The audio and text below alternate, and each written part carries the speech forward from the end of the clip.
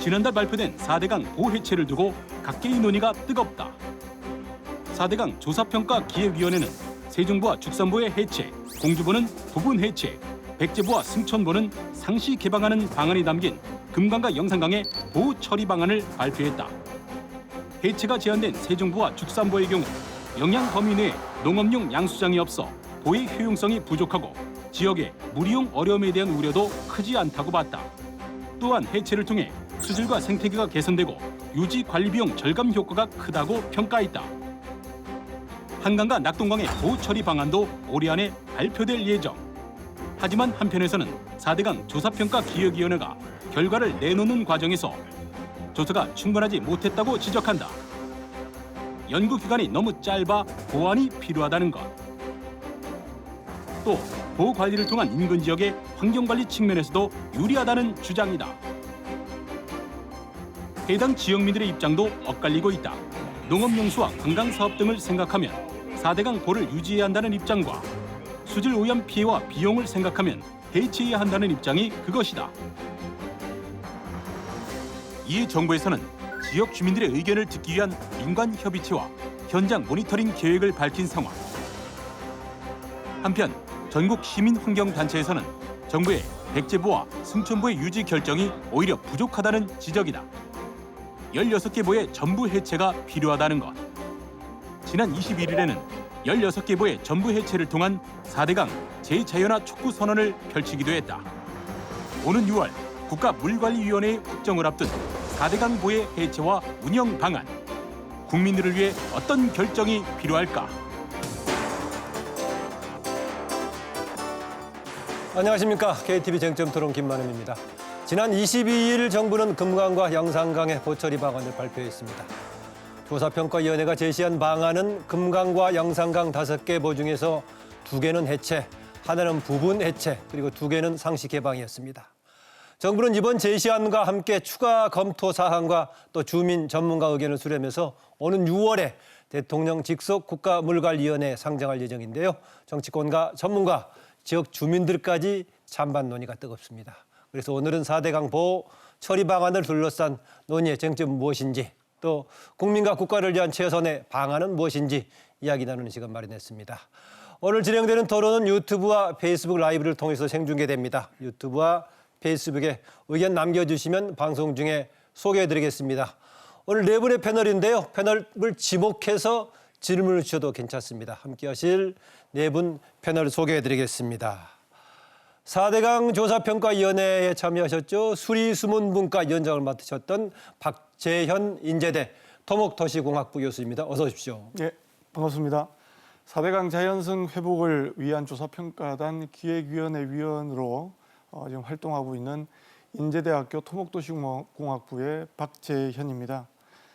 금강하고 영산강에 있는 5개 보에 대한 처리 방안이 발표되고 난 뒤에 많은 논란도 있고, 또 제가 볼 때는 참여한 입장에서 볼 때는 또 여러 가지 오해된 부분들도 있고 그런 것 같습니다. 그래서 오늘 이 시간을 통해서 상세하게 이 내용에 대한 부분들을 설명할 부분들은 설명을 드리고, 논쟁이 되고 있는 그 부분들에 대한 제 또 생각을 충분히 말씀드리도록 하겠습니다.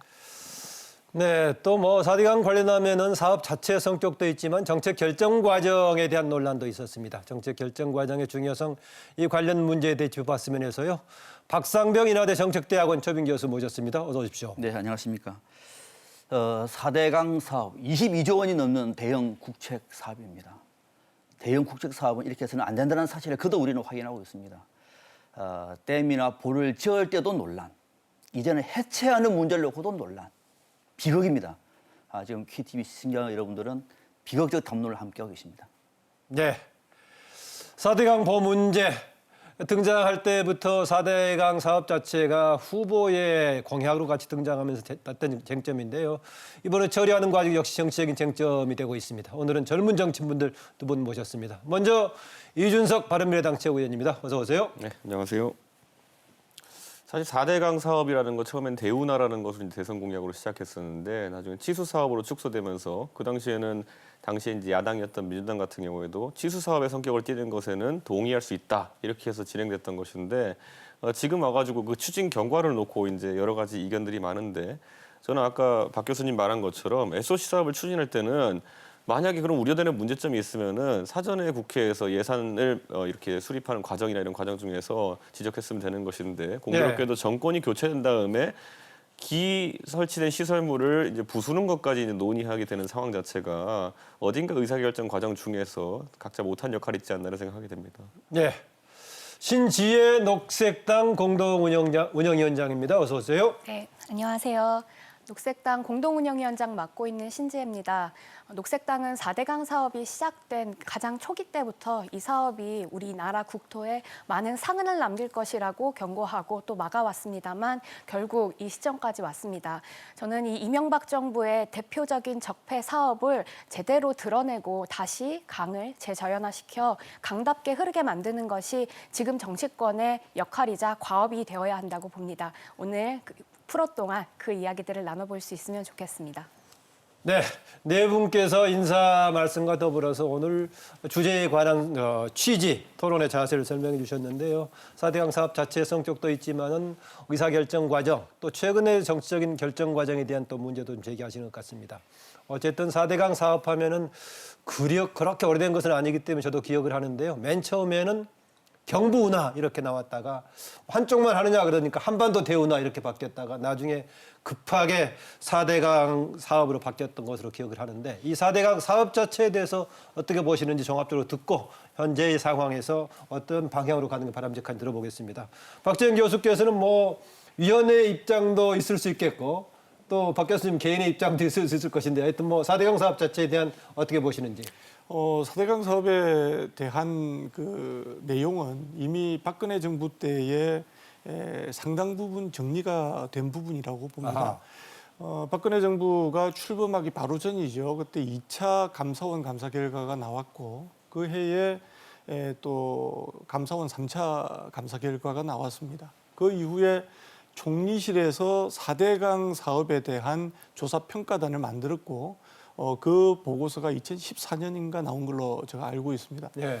그 내용을 정리를 해보면은 2차 감사 결과 때에 4대강 사업은 대운하 사업이었다라는 거였고 4대강 사업을 통해서 목표로 내세웠던 5개의 주요 목표는 달성되기 어려운 내용이었다라는 것을 그 당시 감사원 감사 결과를 통해서 발표를 했고 그때 홍보수석으로 계셨던 분이 이정현 수석이셨나요? 그래서 그때 저도 기억나는 거는 그때 그 언론상에 인터뷰를 하시면서 그렇다면 지난 정부가 국민에게 거짓말을 한 거다는 그런 내용을 말씀하신 걸로 제가 기억하고 있습니다. 그래서 전체적으로 보면은 4대강 사업은 운하를 위한 사업이었다라는 것이고 그러다 보니 원래 목표로 했던 5개의 목표가 달성되기 매우 어려운 상황이었다라는 것이 지금 4대강 사업에 대한 평가다. 거기에 대해서는 대부분이 공감하고 있는 것 같습니다. 저는 근데 이제 감사원에서의 평가라는 거는 아까 이제 3차 평가까지 언급하셨는데 계속 바뀌었습니다. 솔직히 말하면. 조금 왔다 갔다 했었죠. 이게. 그렇기 때문에 국민들이 그 결과에 대해서는 어느 정도 정치적 의도가 개입된 것이 아니냐. 가장 대표적으로 박근혜 정부가 그럼 4대강 사업에 우호적이었느냐. 같은 보수 정권이지만은 그렇지 않았거든요. 맞습니다. 그런 의사가 개입된 것이 아니냐 보고 있는 부분도 있고. 그래서 이 4대강 사업 절차가 이제 적법하게 이루어졌느냐. 그래서 한강, 낙동강 다 쪼개가지고 그거 다 법원 갔다 오지 않았습니까? 또 대법원에서는 주심 재판관들이 다 다른데도 불구하고 일괄로 지금 전부 다 괜찮다고 나오지 않았습니까? 그렇기 때문에 그런 추진에 대해 가지고 물론 사후적인 평가 봤더니만 아까 목표가 달성되지 않은 부분이 있다라고 했을 때. 2가지 방법이 있습니다. 보완하자는 취지로 갈 수도 있는 것이고 아니면 다 부시고 아까 재자연화라고 이야기했지만은 없던 상태로 되돌리자고 하는 방법이 있을 수도 있는데 저는 글쎄요. 가장 대표적으로 많은 국민들이 관심 가지는 수질 오염 문제만 본다 하더라도 다들 언급하는 것이 뭐냐면은 결국 녹조나 이런 것들이 발생하기 위한 기본 조건이 있어가지고 부영향화라든지 이런 것들 해소하기 위한 추가적 조치가 있을 수 있다라고 보는 관점도 있거든요. 근데 보호 파괴가 그러면은 유일한 방법인가에 대해서 물론 전문가들이 연구를 많이 했겠지만은 이후에 대책 관련 좀 이따 얘기하기로 국민들이 그 부분은 더 이제 알아야 될 필요가 있다고 생각합니다. 네, 신재현. 해결책이 뭔가라고 저는 해결책은 조금 이따 얘기하기로 하고요. 4대강 사업 자체의 성격에 아니 대해서. 아까 방금 이제 해결책이 있다, 다른 대안이 있다라고 말씀하시니까요. 근데 아까 전문가께서 말씀하셨던 내용이 뭐냐면 원래 이게 그 보호의 형태로 만들어진 것이 아니라 아예 대운하 형태로 만들어지게끔 설계가 되었기 때문에 예를 들면 지금 모니터링 과정에서 농업용수가 부족하다라는 이야기들이 나오지 않습니까? 그게 왜 그런 거냐면 보의 수위가 물 수위가 낮을 때에도 우리가 문을 열어서 사람들이 농민들이 그 물을 끌어다 쓸 수 있게 해야 하는데 이 보호 설계 자체를 항상 만수위 기준으로 만들어놨어요. 운하로 이용할 수 있어서 배를 띄우게끔 만들어 놓은 거예요. 그러니까 수위가 낮아지면 농업용수를 쓸 수 없으니까 계속 문을 닫게끔 만들어져 있는 거죠. 그러니까 사실 공사 자체를 날림 공사로 하고 원래 목표로 했었던 것의 취지와 전혀 다르게 건설 자체가 됐다라고 하는 점을 좀 지적드리고 싶고요. 이 4대강 사업의 목표가 뭐였냐? 아까 이준석 최고위원님께서 잘 말씀해 주셨는데 제가 그때 당시 기사들을 좀 찾아봤습니다만 당시 4대강 사업은 거의 희대의 만병통치약처럼 일컬어졌습니다.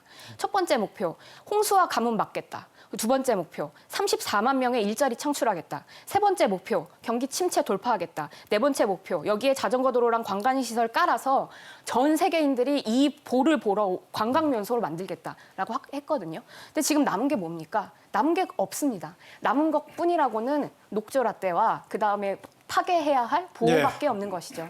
저는 이걸 우리가 평가를 할 때 지금이라도 다시 살리자, 이걸 어떻게 다시 이용할 방법이 없냐가 아니라 아주 강하게 평가해야 된다고 생각합니다. 그냥 노골적으로 평가하면 저는 전 국민을 대상으로 한 사기였다고 생각합니다. 그런데 거기에 대해서 명확히 짚고 넘어가야 되는 게 4대강 사업에 대해서도 우리가 알고 있는 게 초기의 계획은 더 컸었어요. 그런데 거기서 지류 본류 사업을 좀 분류해냈고 그렇기 때문에 이명박 정부에서 말했던 것은 이 이후에 추진할 것들이 더 있다. 아까 말했던 오염원 제거부터 할 것이 있다라는 것이었는데 그 단계를 했을 때 마지막에 이 목표가 달성되었는지 볼 수 있는 것이지 지금은 사실상 중간 단계밖에 볼 수가 없지 않습니까? 준설의 과정을 거치고 관련 얘기 계속 포함돼서 얘기할 사업이 다 거니까요. 끝났는데 조금 이따 이제 이후의 방안에 대해서 계속 오늘 주제가 될 거니까 박성준 박사 얘기를 듣고 조금 전에 얘기가 나왔던 그런 현 단계에서 어떻게 할 것인가 좀 논의를 해보기로 하죠. 여전히 뜨거운 주제네요. 네. 지금 서로를 막 시작했는데 벌써 본론에서 결론을 치다고 느는 분위기인데 이제 4대강 사업에 대해서 먼저 의견을 보셨는데 모든 정책의 성공을 위한 생명선은 신뢰성입니다. 대형 국책 사업은 더한 거죠. 22조 원이 넘습니다. 이 신뢰성을 얻기 위해서는 특히 국제 사업 같은 경우에는 무엇보다도 당파성을 떠나야 되는 거죠. 과학성이 담보돼야 됩니다. 과학성. 그다음에 과정에서의 투명성이라든지 경제성이라든지 편익성 이런 것들을 종합적으로 판단되고 난 다음에 국민들의 여론을 들으면서 문제를 풀어나가야 될 텐데 이 4대강 사업은 그러지 못했던 거죠. 거의 일방적이었습니다. 토건 대통령의 명령이었습니다. 많은 시민단체들 사회들이 반대했습니다. 그러나 환경 타당성 등등 관련 대부분들이 생략되어 버렸습니다. 자, 이런 상황에서 지금 남은 결론이 뭐냐? 수질이 깨끗해졌다? 그렇지 않은 측면이 훨씬 더 많은 것 같아요. 녹조 라떼라고 하는 이른바 이 비판적인 담론 자체가 많은 사람들에게 공유되고 있습니다. 현장에 가봐도 그렇습니다. 또 그게 더 나아가서 경제성이 있느냐? 경제성도 별로 없다 그래요. 그다음에 전 세계인들이 좋아하는 자전거 길, 저도 한번 가봤습니다만 사람들이 없습니다. 자전거가 아니라 사람도 없습니다, 지금. 혹시 제가 안 가본 데는 말할지 모르겠습니다. 별로 없습니다. 자, 종종 있을 수는 있겠죠. 종종 가끔 있을 수 있겠죠. 자, 이런 상황에서 당시에 정부가 노렸던 정책 목표가 상실됐다고 얘기하면은 이 문제는 국민들이 공분할 일이죠. 거기다가 또 수질 관리도 당시에 궁금한 대목은 이명박 당시 대통령이 수질 관리 걱정하지 마시라고 로봇으로 물고기를 만들어서 항상 4대강 사에 다니면서 처음 설명할 때 수질 그랬죠. 관리한다고 그랬죠. 그 물고기 어디 갔습니까, 지금? 이것이 현실입니다. 박정희 교수님, 아까 이준석 최고위원이 여러 가지 이명박 정부에서 했던 추가적인 보완 사업 등등 계획이 있는데 그 계획까지를 했을 경우에는 지금 제기되고 있는 문제점이 어느 정도 해소될 여지도 있지 않느냐. 중간 단계에서 가로막고 문제가 있다고 하는 것도 좀 문제가 있다는 지적 같은데요. 그 부분은 조금 시간적인 문제를 우리가 고려를 해야 되는 부분이 있습니다. 말씀하신 것처럼 지류지천 사업에 대한 얘기가 나오긴 했는데 그것은 4대강 사업이 마무리될 쯤에 나왔던 내용이고요. 초기에 국민들을 설득할 때에는 그 내용이 없었고 본류 중심의 사업을 통해서 5가지의 목표가 달성될 수 있다라고 정부는 홍보를 했고 국민들도 그렇게 알고 있었습니다. 그래서 22조라는 돈을 투입을 하면은 우리가 홍수 피해도 막을 수 있고 수질도 막을 수 있으니 이 사업을 진행하겠다였는데 초기에 환경영향평가가 부실했지만 환경영향평가에 대한 평가가 있었습니다. 그 당시에 정부에서는 이제 리뷰를 하는 거죠. 그 리뷰되는 내용 중에 환경부에서 물을 이렇게 하류 쪽에 있는 본류 쪽에다가 물을 모으면 지금 현재 상류 쪽이나 물이 많이 부족하다고 이야기하는 지역들의 혜택이 돌아가지 못한다라는 얘기를 했는데 그때 정부의 대답이 뭐였냐면은 그곳까지 이 수로를 뚫어서 물을 공급하면 된다라고 얘기를 했거든요. 근데 실제로 그러한 내용들은 사업 예산에 들어가 있지도 않았고 그것 없이도 5가지의 목적은 달성할 수 있다라고 얘기했기 때문에 말씀하신 거가 나오긴 했지만 그게 시간차를 두고 마지막쯤 될 때에 지류지천에서의 피해가 발생하기 시작을 했습니다.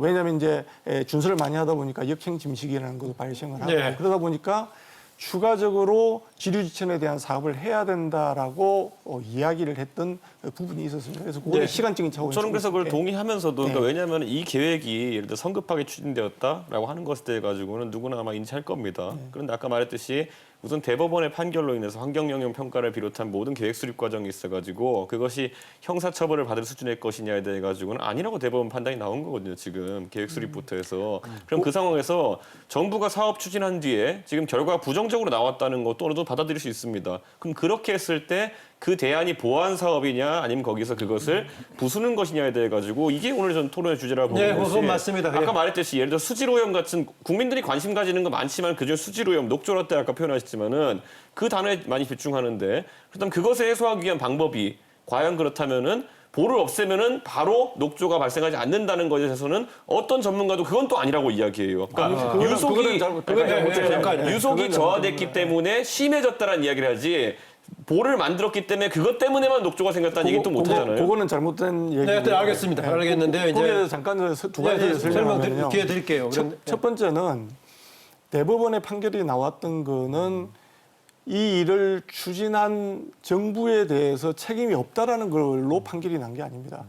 추진을 했지만 지금 상황을 되돌이킬 수 없다라는 거였거든요. 그 내용이 판결이 나왔던 거고 두 번째 볼을 없애면은 녹조가 없어지느냐라고 했을 때 대부분의 녹조는 사라집니다. 왜 그러냐면은 일부 이제 찬성하는 분들의 얘기가 과거에도 녹조가 있었지 않느냐라고 얘기하는데 있었습니다. 어디 있었냐면은 대부분이 저수지나 댐 지역이었습니다. 그래서 대청호는 4대강 사업 이전에도 있었고 지금도 있습니다. 그리고 낙동강 같은 경우에도 낙동 하류 지역에 낙동강 하구 뚝 중심으로 해가지고 그쪽 지역은 계속해서 녹조가 생겼고 그전에도 있었고 지금도 있는 거죠. 근데 과거에 보가 만들어진 지역에 조류가 있었냐라면은 우리가 지금 얘기하는 조류 경보라는 이런 부분들로 얘기할 정도의 조류는 없었습니다. 그러니까 제가 드리는 말씀은 조류 경보제라는 것은 눈에 보이고 우리가 디텍트 되어지는 우리가 확인할 수 있는 정도 위해가 되는 정도의 수준인데 그 정도 수준에 이르지는 못했다라는 거죠. 그래서 그러면 가장 큰 문제가 뭐였냐에 대한 문제를 얘기를 할 때 두 가지를 얘기합니다. 한쪽에서는 속도가 늦어졌기 때문에 그렇다. 두 번째는 들어오는 오염원이 늘어났기 때문에 그렇다라는 얘기를 합니다. 만약에 들어오는 오염원의 문제 때문에 그랬다면은 이명박 정부에서 초기에 한꺼번에 계획을 다 얘기하시려고 하지 마시고 네. 그 부분 얘기하시고요. 초기에 다 그런 부분들을 계획에 반영했어야 됐었는데 네. 그 당시에는 문제 없다고 얘기를 했거든요. 네, 하여튼 뭐 수질이 개선된다고 얘기했거든요. 그러면 제가 또 말씀드리면은 잠깐 다른 분들 얘기하셔야 되니까 신재 위원장 하시고 박세경 박사 얘기하시고 지금 네. 논의가 현 상황에서 그럼 어떻게 할 것인가라는 얘기입니다. 아까 이준석 최고위원이 전문가들의 얘기도 뭐 다를 수 있고 다르게 나오고 있고 했는데 뭐 여론 이해관계 당사자 전문가들 의견이 좀 다를 수는 있을 겁니다. 네. 어쨌든 간에 이번에 아까 우리 주제는 평가위원회에서 공통적으로 결정한 걸 가지고 아직도 이제 물관리위원회 넘어가야 되는 상황이 있으니까 논의를 더 추가적으로 하는 단계니까요. 뭐 다양한 의견을 들어볼 수 있을 겁니다. 신재 위원장. 아까 이명박 전 대통령의 이 결정 사항, 그다음에 사업 추진 과정에 대해서는 일단 적법하다라고 얘기를 해주셨는데요. 저는 그 의견이 법적으로 맞다고 생각합니다. 그런데 이것을 단순히 법적으로만 따져볼 문제냐? 그러면 대통령이 그런 방식의 전 국민을 대상으로 한 국책 사업을 사기 형식으로 진행을 하고 거기에 어떤 책임도 지지 않고 그 세금 22조 원은 그냥 국민들의 호주머니에서 나가는 이 형국이 과연 타당하냐? 저는 그렇지 않다고 생각하고요. 당시 한나라당 대표가 이명박 대통령을 만나고 나서 뭐라고 했었냐면 우리 건설 현장에서 이 4대강 망치 소리가 울려 퍼질 때 전 국민은 희망의 소리를 들을 것이라고 하면서 정광석화와 같이 사업을 추진해야겠다고 얘기를 했었어요. 그런 이야기들을 한 사람은 다 어디 갔습니까? 그런 걸 추진한 정당, 한나라당의 전신이 한나라당인 자유한국당이야말로 저는 이 책임이 있다고 생각해요. 당시 국책 사업들을 추진했었던 주요한 역할을 맡은 것에 그 자유한국당이 있다라고 하는 걸 좀 지적드리고 싶고요. 네. 그리고 또 이명박 대통령이 어떻게 이걸 적법하게 할 수 있게 되었냐면 그 김대중 정권에서 만들어 주셨던 예비 타당성 조사라고 하는 시스템을 계속 변형하고 가공시키면서 이 홍수 피해나 혹은 뭐 가뭄이나 이런 국가적 재난 시 예비 타당성 조사를 하지 않고 네, 면제 대상으로 넣었던 거죠. 면제하고 예. 대상에 넣었습니다. 그러니까 그런 방식으로 사실은 후대에 가서 누구도 처벌하지 않게끔 국회가 그 뒤를 봐주고 이명박 정부가 꼼꼼히 법을 고치면서 요리조리 피해간 것이거든요. 근데 그걸 그냥 두고 이거 자체가 문제가 없다라고 얘기하시는 건 전 정치적으로 제가 얘기하는 책임을 게, 아니, 피하려고 이건 하는 것이 아닐까 반박해야 될 게 싶습니다. 정책 실패는요 선거로 심판받는 거예요. 돈을 이렇게 썼는데 그게 우리가 국민들한테 장밋빛 비전을 줬던 거 달성 못하면요 그럼 표로 심판받는 거고요. 만약 계획 짤 때부터 악의가 개입됐다 그러면 그건 형사적으로 처벌받는 겁니다. 예를 들어 문재인 대통령께서 일자리 만들겠다고 형사적 처벌을 얘기한 문재인 사람은 아무도 대통령께서 없어요. 일자리 만들겠다고 55조 넣어가지고 일자리가 안 생겼어요. 지금 형사적 처벌을 아니, 얘기한 사람 말하잖아요. 아무도 없습니다. 그렇다고 해서 형사적 책임 지는 것이 아니라 나중에 그건 표로 심판받는 거예요. 그러니까 그건 오케이, 별개의 오케이. 상황이고 그러니까 정책 집행에 대한 개별적인 뭐 한 세력의 정당의 책임론의 문제도 있겠지만은 현 단계에서 어떻게 할 것인가 거기에 초점을 맞추 일단 얘기하고요. 두 가지 다 가능할 겁니다. 책임론도 따져볼 수가 있을 것이고 지금 단계에서 4대강 사업 아까 평가 각자 약간의 차이가 있었는데 그렇다면 어떻게 할 것인지 아까 이준석 최고위원은 뭐 여러 가지 가능성을 두고 보혜 문제도 얘기했고 아니면은 뭐 제가 해석을 잘못했나 모르겠지만은 추가 사업 독시해 볼 수 있는 거 아니냐라는 뭐 얘기까지도 가능할 건데 박성영 박사 현 단계에서 어떻게 할 것인가? 조금 주제에 집중을 해서 예. 지금 보호 해체 문제 잘 도와주고 계십니다. 진행자 박성명 박사가. 이 예. 문제가 타당하냐, 4대강에 타당하냐, 타당하지 않느냐, 뭐 법률 문제가 어떠느냐, 뭐 정책 실패가 어떠냐 이런 문제가 아니라 지금 이제 보호 해체 문제와 관련해서는 저는 당초에 4대강을 바라보는 관점을 좀 다른 것이 옳다고 봐요. 4대강 사업에 반대했다고 하더라도 어차피 보는 만들어졌습니다 이제. 그죠? 그리고 앞으로 낙동강까지 포함하면은 11군데가 더 나와야 됩니다, 지금. 앞으로, 그죠? 낙동강까지 포함, 지금은 금강하고 영산강이 있습니다만, 한강까지 포함하고 한다면은. 자, 이런 상황에서 이번에 이제 그 기획위에서 내린 결정이 3군데를 사실상 이제 해체하는 걸로 방향을 잡았다. 그런데 지금 공주보 같은 경우에는 제가 어제도 관련 내용을 지금 전화를 해서 물어봤습니다. 아, 예. 상당한 농민들이 지금 부담스러워 합니다. 왜냐하면은 공주보 같은 경우에는 일단 위에 그 도로가 다닐 수 있는 그 도로도 지금 유지를 한다고 합니다만 상당히 불안정하다고 합니다. 그 자체가. 앞으로 차가 더 많이 다니면 무너질 수 있어요. 그러니까 그거 자체로 그냥 주먹구식으로 그냥 남겨놓겠다. 밑에 것만 사실상 몇 군데 철거하겠다. 이런 방식은 대안이 아니라고 보고요. 또 거기다 만약에 사실상의 물을 통로를 시켜버리면은 상류에 있는 사람들은 수면이 낮아지기 때문에 농사를 물이 없다는 겁니다. 공주 쪽에 항상 물이 말라 있다 그래 대부분이다. 그 우리나라는 아시는 것처럼 물이 여름에만 집중적으로 오거든요. 그렇지 않습니까? 물이 부족합니다. 농사를 못 짓습니다. 근데 어차피 지었다고 얘기하면 이제 이거를 좀 적절하게 탄력적으로 관리를 해서 비가 많이 오면 가뒀다가 농사지대에 물을 부고 이렇게 하면 될 거를 이것을 해체한다고 얘기하면은 농사 짓지 말라고 하는 사람들은 부담스러울 뿐만 아니라 또 더더욱 이번에 강 양쪽으로 보니까 이 500m 정도만 농사를 하시는 피해를 본다고 지금 보고서에 나와 있어요. 500m. 그러니까 박성현 박사는 4대강 사업 자체는 반대 입장이었다. 근데 지금 현 단계에서 어떻게 할 것인가 다른 그것들을 입장이다. 일반적인 해체가 아니라 지역 주민들의 의견을 반영해서 탄력적으로 적용하는 방안을 또 좀 장기간에 검토를 해야 신뢰가 가는 것이지 이거를 3년 안에 다 해체하고 나머지 2개는 그냥 사실상 물을 흐리겠다라고 해버리면은 과거 정부에 대해서 어떻게 안티테제를 만드는 반대라는 이런 어떤 좀 정략적인 예. 그런 판단이 있기 그 때문에 주민들이 관련해서는 반대하는 바로 거죠. 질문을 좀 넘어갈 것 같은데요. 아까 이명박 정부에서 했던 결정 과정에 대해서 신재 위원장은 상당히 이제 격한 용어까지 써가면서 뭐 이렇게 했는데 그 못지않게 최근에 여기에 대한 보해체 과정에 논의했던 평가위원회 구성에서 결정 과정 자체도에 대해서도 비판적으로 좀 보는 견해도 있는데 참여하신 분께서 좀 말씀해 주시죠. 저희들의 이제 뭐 일부 언론에 가면은 굉장히 위원들이 편향됐다라고 얘기를 하는데 사실 그렇지 않습니다. 그 내부에는 학회에서 추천한 사람들 중심으로 해가지고 추천을 받고 그 중에서 다시 뽑혀서 만들어졌기 때문에 그 내부에도 보호의 처리 방안에 대해서 다른 의견을 가지고 계시는 분들도 많이 있습니다. 그래서 그런 분들과 대부분들이 전문가들이기 때문에 그분들의 의견을 충분히 듣고 그 부분들이 조정되어져 나가는 과정들이었다라고 말씀드릴 수가 있겠습니다. 짧게 하나 여쭤볼게요. 네. 직접 그 회의에 참여하셨으니까 예. 공주보를 해체하느냐 해체하지 않는 상당히 논란이 많다 그러는데 내부 위원들 사이에서는 공주보는 해체하지 말자라는 의견이 더 많다 그래요. 사실입니까? 꼭 그렇지는 않습니다. 꼭 그렇진 않다? 예, 꼭 그렇지는 않습니다. 그럴 수도 있고 꼭 그럴 수도 있고. 그게 그 얘기는 뭐냐면은 굳이 해체까지 가야 되느냐라는 부분도 있고 그냥 해체하는 쪽이 낫다라는 쪽도 있고 그래서 그 의견이 그런 부분들이 반반이었습니까? 아니 반반은 아닙니다. 그게 명확하게 저희들이 거수를 해가지고 평가하는 거 아니고 토론을 통해서 여러 가지 이야기들을 하는 과정에서 이제 의견들이 나오는 거죠. 첫 번째 공주보 예를 들자면 첫 번째는 경제성 분석이었습니다.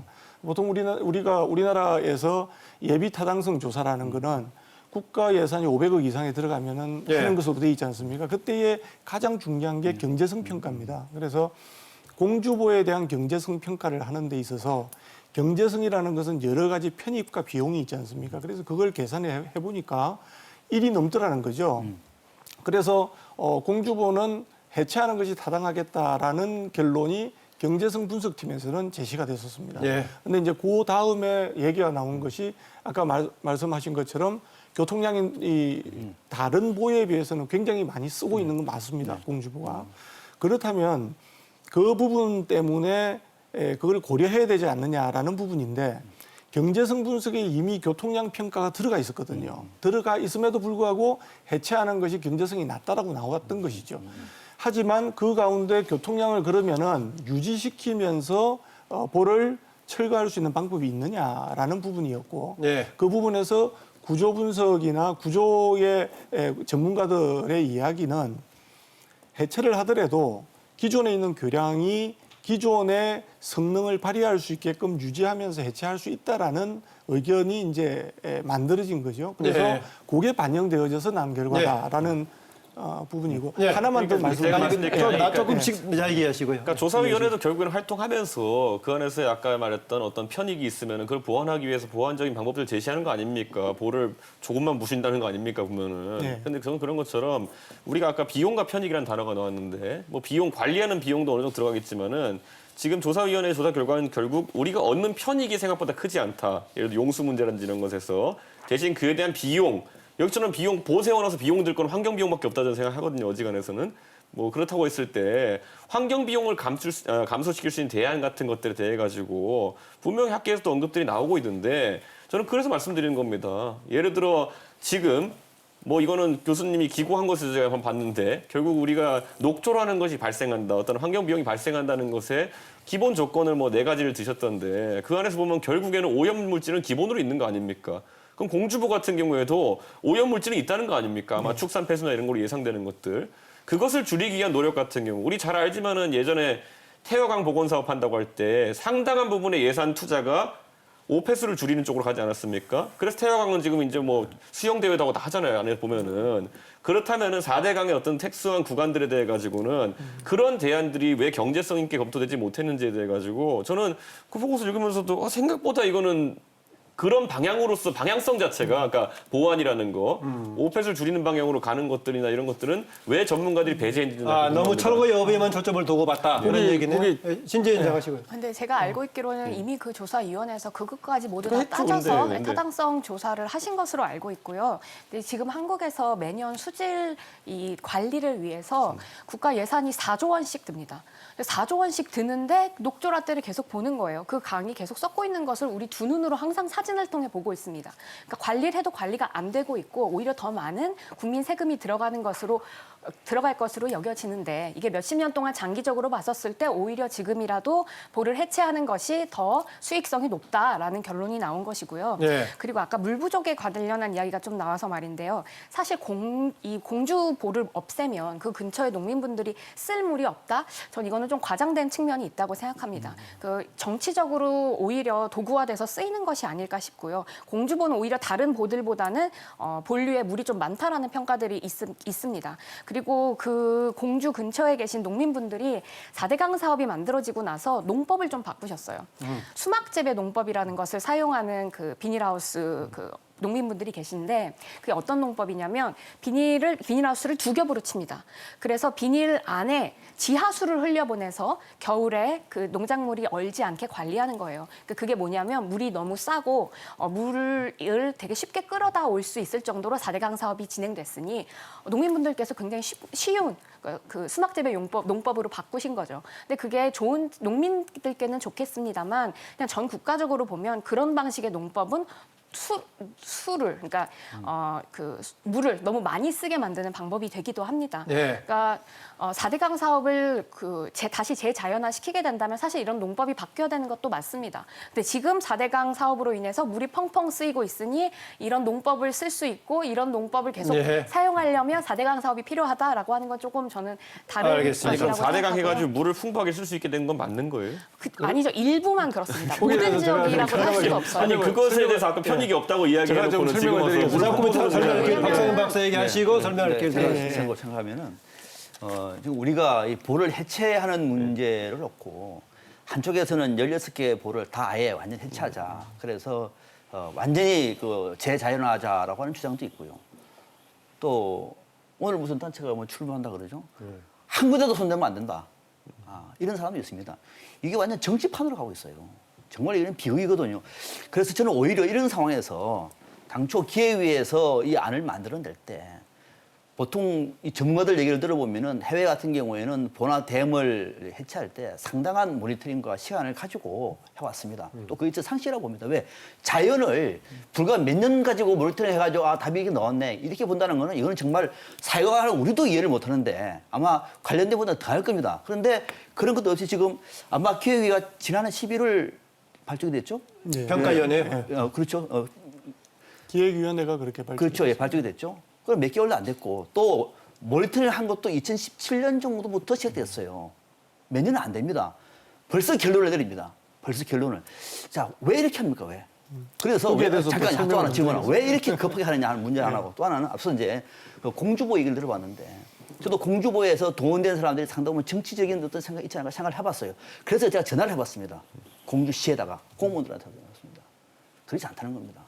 그러니까 수막 재배뿐만 아니라 상당수의 상류층의 농민들 물이 빠져버리면 물이 다 빠져버렸다는 거예요. 농사가 없고 관정을 파도 물이 안 논다는 거예요.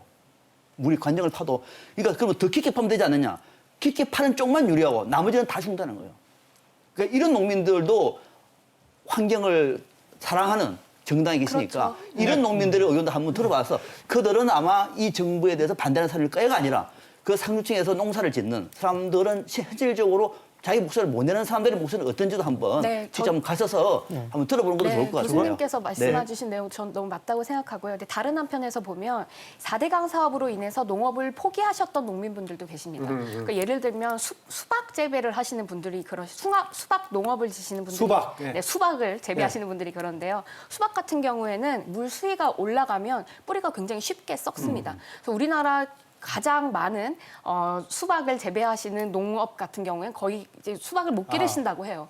그러니까 그만큼 4대강 사업으로 인해서 농민분들께 끼치는 영향이 그냥 단순히 물이 부족해가 아니라 굉장히 다양한 영향을 끼치고 네, 있다라고 네, 하는 것을 볼 수 있고요. 저는 물이 부족한 것은 전 다른 방법으로 대체할 수 있다고 생각합니다. 그러니까 예를 들면은 뭐 그 양수천 같은 데에서 양수장 같은 데에서 물을 끌어다 쓸 수 있도록 뭐 다른 방식의 그 뭐 펌프나 뭐 이런 것들을 설치한다거나 대안이 굉장히 많은데 네. 꼭 4대강이 필요한 것이냐? 사실 농민분들께 필요한 거는 보가 아니거든요. 농민분들께 필요한 것은 물이죠. 물이다, 예. 네, 물이 필요한 대안들을 찾는 것이 저는 더 효율적인 방법이라고 만약에 토론 생각합니다. 교수 나오는 잠깐 박지원 교수 안정을 얘기를 타서 듣고 물이 안 나온다는데 양수기를 쓴다고요? 조금 이따 제가- 얘기하시고 제가 박지원 설명 좀 교수 몇 개 드리겠습니다. 설명할 게 있으니까. 첫 번째 태화강에 대한 부분은요. 가장 중요한 것은 하류에 있는 수중보 해체였습니다. 그래서 태화강을 보면은 하류에 있는 수중보 해체되고 난 뒤에 위쪽으로 올라오면 입성면인가요? 거기에 보가 하나 있는데 거기까지는 수질이 매우 개선이 됐습니다. 결국에 수중보가 해체되면서 해수 유입이 제대로 되고 그다음에 동천에서 울산 동천에서 내려오는 여러 가지 유사들이 누적이 되면서 아래쪽에 수질에 악화시키는 그러한 원인이 없어지면서 깨끗이 된 부분들이 있습니다. 두 번째는 태화강에는 유지용수를 위해 가지고 주변에 있는 이 강변 여과 형태의 물을 뽑아가지고 물을 공급하고 해서 수질 개선을 위한 노력을 많이 했습니다. 그래서 태화강은 깨끗해진 거고요. 박상민 박사 얘기한 너무 짧은 기간에 예. 자연과 관련된 문제를 졸속하게 결론 내리려고 하는 거 아니냐. 그 지적 어떻게 보십니까? 비용 문제 한 번 더 말씀드리고. 그런데 저도 할게요. 태화강 사업할 그러면, 때 보면은 예. 애초에 거기 들어있는 게 뭐냐면 보철거에 대해서 먼저 제가 말씀 좀 드리고 농업용 등으로 저 기능을 말씀 좀 상실한 드리고. 보호 4개를 철거한다고 돼 있어요. 저 말씀을 좀 조금 듣고 이따 기회 드릴게요. 예. 얘기하시고. 두 번째 이제 비용은 환경 편익만 생각하셨다고 했는데 실제로 들어가는 비용들이 굉장히 많습니다. 보호를 유지 관리하기 위해서는 굉장히 많은 비용이 들어가고 특히 이번에 만든 보들은 댐 기준으로 설계된 것이 아니라 보호 기준으로 조그마한 보호 기준에 설계를 했기 때문에 큰 홍수가 한 번 나면 아래쪽이 쇄굴이 돼가지고 보호 유지에 엄청난 위험이 따르게 만들어져 있습니다. 그래서 지금까지는 시공사들이 AS를 해준 거죠. 하자 보수 기간이었기 때문에 이제는 국비 들여가지고 그 보수를 계속해야 됩니다. 그 보수 비용도 만만치 않고 수문 고장 난 거 세종보 계속해서 수문이 고장 나가지고 1년 내 문을 닫지 못한 경우도 있었지 않습니까?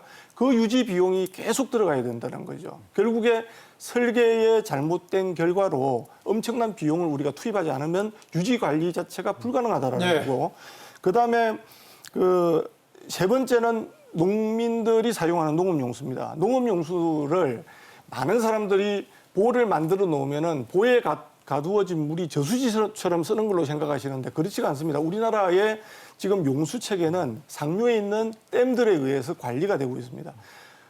금강 같은 경우에는 대청댐과 용담댐이 전체적인 물을 관리하고 있고 그 방류하는 양에 하천 유지 용수와 농업 용수가 모두 포함되어 있는 거죠.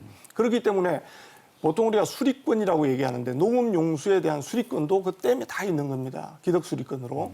그렇기 때문에 지금 수위가 내려간다고 해서 용수가 없어지는 것이 아니라 좋습니다. 물을 펌핑을 하든지 공급해주는 시스템에 문제가 생길 수 있다는 것이고. 네, 공주보의 영수 문제 다 앞으로 계속 주제가 있는데 한꺼번에 설명하시려고 하니까 질문 나온 것. 아까 의사결정 과정에서 너무 지금 자연의 재해체, 재정비 이런 과정인데 너무 짧은 기간에 졸속으로 하려는 거 아니냐. 걱정이다. 많은 분들이 그렇게 생각을 하시는데 해외 사례를 보면 그렇지 않습니다. 뭐냐면은 최근에 이제 댐 해체를 한 국가들의 결과들을 보면은 일본 같은 경우에 아라세 댐이라든지 미국 같은 경우에 엘와 댐이라든지 이런 댐들이 대규모 댐들이 있으면 높이가 60m가 넘는 그런 큰 댐들을 해체를 했는데 그 댐을 해체를 할 때 자기들이 수문을 열어보고 뭐 이런 여러 가지 그러한 것들을 관측해보고 하진 않았습니다. 오늘도 안 그래도 그 담당 이 공무원하고 그다음에 버클리대 교수하고 이렇게 간담회를 가지고 왔는데 거기에서도 얘기한 건 뭐냐면은 우리 그걸 어떻게 하냐 불가능하다. 우리도 이러한 것들은 예측을 통해서 했다. 예측을 하고 효과가 있을 거라고 생각을 하고 진행을 했다라는 거고 또 모니터링 기간이 이게 되게 짧다고 얘기를 하지만 실제로 우리는 보호 만들기 전에 상황들에 대한 자료들, 수질 자료라든지 이런 것들을 가지고 있습니다. 하천의 단면 자료나 그다음에 4대강 사업 이후에 2017년부터 보를 개방하고 난 뒤에 많은 보들은 열어보지 못했지만 일부 보들을 열면서 어떠한 효과가 나오는지를 충분히 봤기 때문에 어떤 분들은 기획위원회가 12월 달에 출범을 했기 때문에 너무 짧았지 않느냐라고 얘기를 하지만 기획위원회는 그 자료들을 가지고 논의를 한 위원회인 거지 기획위원회가 조사를 하는 그런 그 모니터링을 하는 그런 위원회는 아니거든요. 이미 자료는 이미 준비가 된 상태였다. 그렇습니다. 네. 그래서 짧게 미국이나 일본 같은 경우에 댐을 해체하는 경우 있죠. 한 10년 정도 걸립니다. 그것도 단계적으로 해나갑니다. 우리는 얼마요? 2년 반 안에, 특히 3년 안에 끝난다고 지금 하고 있습니다. 이거는 정권의 임기하고 맞추려고 하는 의도라고 할 말이 없는 대목이고요. 그렇지는 않습니다. 아니, 그러니까 할 말이 네. 없는 대목 또 하나는 그렇게 말하더라도 안 돼요. 할 말이 없는 굳이 그렇게 서두르지 말라는 얘기. 또 하나는 뭐냐면은 그 댐과 관련해서 이전에 자료가 많았다는 얘기인데 댐을 건설할 때의 자료하고요. 댐을 해체할 때 자료는 전혀 다르죠.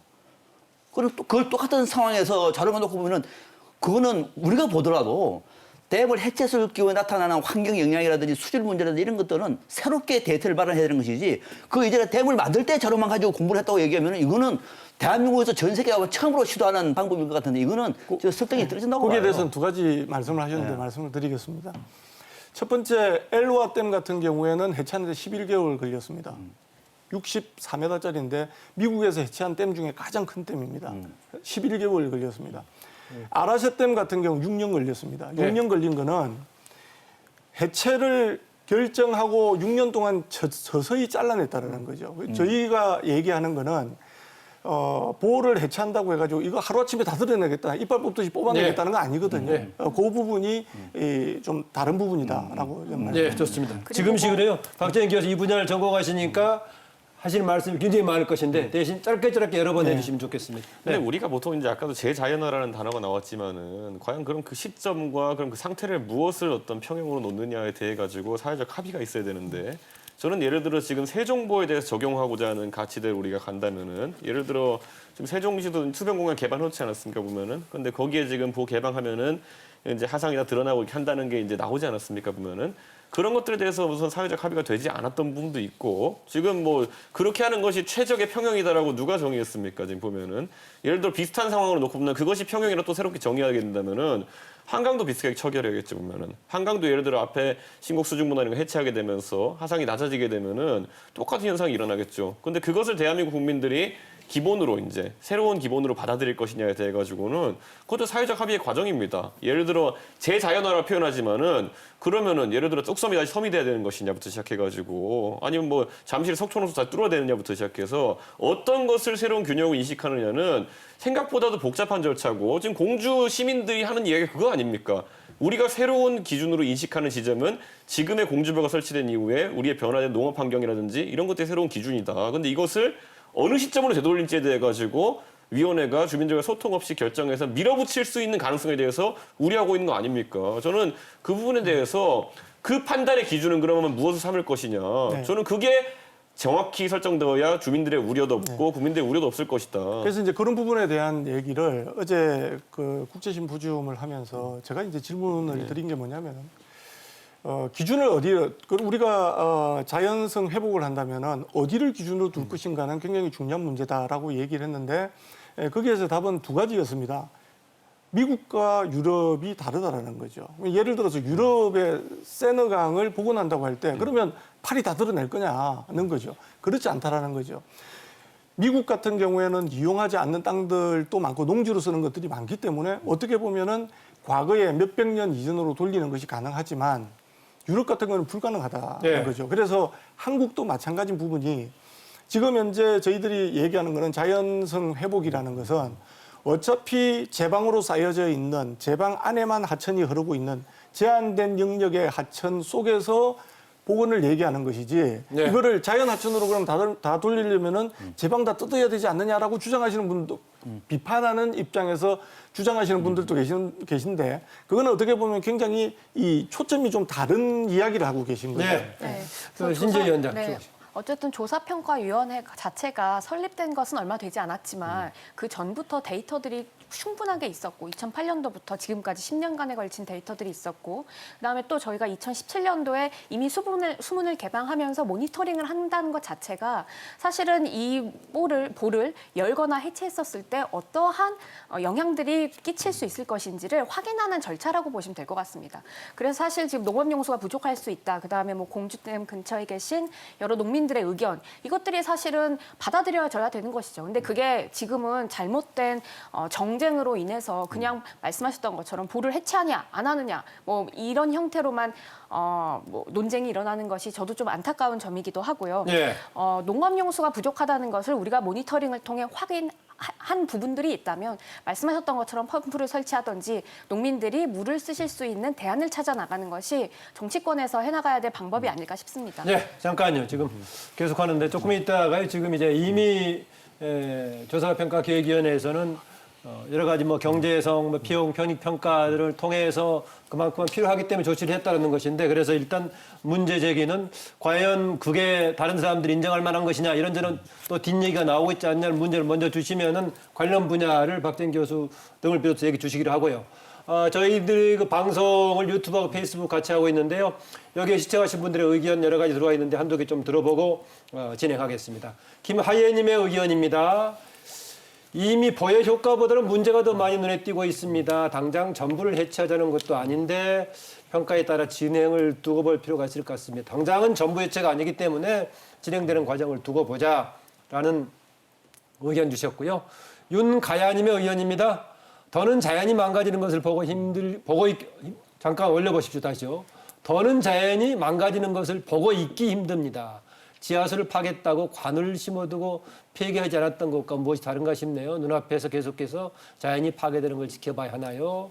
환경을 보건하는 것이 결국은 자연뿐 아니라 사람을 이해한다는 것이 된다는 걸 양측 모두 꼭 기억해 주세요. 대체로 문제점과 지적하시면서 지금 제자연화 쪽의 의견을 얘기하고 계신데요.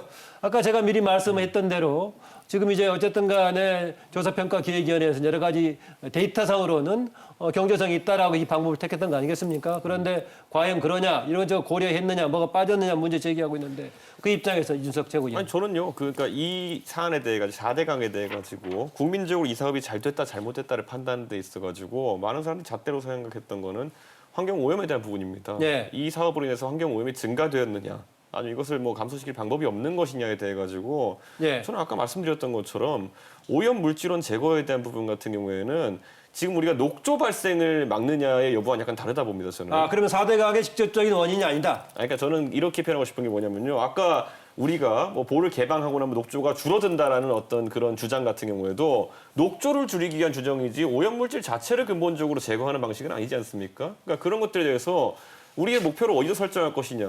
저는 지금 한강 같은 경우에도 보면은 우리나라 지금 이제 서울이 대도시다 보니까 예. 뭐 우수와 하수를 분리하기 위해서 투자되는 각종 비용들이라든지 아까 뭐 태화강에 대한 부분도 아까 말했듯이 4개의 이제 사용 목적이 거의 사라진 보드를 해체하는 것도 일정 부분 영향 끼쳤겠지만은 사실 비용의 대부분은 이제 우수와 하수관을 분리하고 오염물질을 제거하는 것에 하수 처리하는 것에 들어갔고 뭐 둘 다 작용이 있었겠죠. 그 결과 태화강은 아까 말했듯이 수용돼야 수 있을 정도의 하천이 됐는데 저는 국민들이 관심 가지는 부분은 그쪽일 거라 생각합니다. 예를 들어 재자연화라는 단어가 단순히 보를 이전 상태에 돌리는 것이라면은 아까 말씀하신 대로라면은 들어오는 축산 분뇨라든지 이런 오염 물질에 대한 부분은 개선되지 않는 거 아니냐. 국민들은 그 부분에 있어가지고 어떤 판단을 하는지 지켜볼 겁니다. 그 신지혜 위원장이 좀 얘기 좀 해주시죠. 지금 이제 녹조를 비롯한 이제 오염 문제 해결이 보여 해체로만 과연 직결시킬 답이냐 네. 그런 문제 제기. 제가 그냥 한 문장을 표현하면 녹조는 오염물질이 많다는 것에다가 기상요건이 가미돼서 보여주는 하나의 지표일 뿐이지 오염물질이 녹조가 사라진다고 사라지는 건 아니거든요. 그렇죠. 맞습니다. 그래서 사실 두 가지 방안 모두 다 필요한 것이죠. 그러니까 4대강으로 인해서 녹조가 생기는, 그러니까 물이 흐르지 않게 막는 이것 보호 자체도 없애야 되겠고, 그게 없다고 할지라도 발생시키는 이 오수, 오염원 같은 것들을 관리하는 것은 또 따로 있어야 되는 사업이겠죠. 저는 두 가지 모두 다 같이 가야 강이 깨끗해지지. 그럼 근데 지금 오염물질만 없애고 물을 제가 거기서 조금만 더 하자면 그러니까 국민들한테 한번 여쭤보고 싶은 게 4대강 사업을 했을 때 녹조나 이런 환경 문제가 추가적으로 발생하지 않는 형태의 4대강과 지금과 같이 여러 문제가 지적되는 형태의 4대강에 대한 국민적 지지나 아니면 국민적 판단은 굉장히 다를 것이라 보는 게 아까 교수님도 언급했지만은 댐같이 고연 형태의 구조물에서도 그런 것들이 많이 발생했는데 그에 대해서 국민들이 다 판단한다고요. 비용 편이 있기 때문에 지금 가서 뭐 안동댐에서 녹조가 가끔 발생한다고 해서 안동댐 부시자고 하는 사람 없거든요. 그러니까 그런 것처럼 저는 그 부분에 있어가지고 충분히 대안적인 방법들이 있을 수 있다고 생각하는 거죠. 대안적인 방법이 있을 수 있다라고 지금 계속 반복적으로 네. 윤석 최고위원 얘기하는데. 오염원 문제에 있어서는 여러 가지 관점에서 볼 수 있습니다. 그러니까 보를 해체하지 않고도 대안 방법이 가능하다는 먼저 주장입니다. 이 문제를 먼저 설명을 드려야 될 것 같은데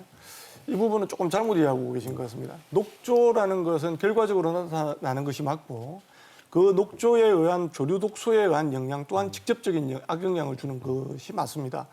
특히 이 한강하고 금강, 영산강과는 다르게 낙동강은 1,100만 정도가 이 낙동강의 지표수를 그냥 표류수를 그냥 먹고 있거든요. 정수에서. 그러면은 실제로 1,100만 정도 되는 국민들은 조류독소 마이크로시스틴이라는 간독성 물질에 노출돼 있는 겁니다. 굉장히 높은 물질에. 두 번째는 이제 오염 문제를 오염되지 않고 그냥 과거 문제는 똑같은 거 아니냐라고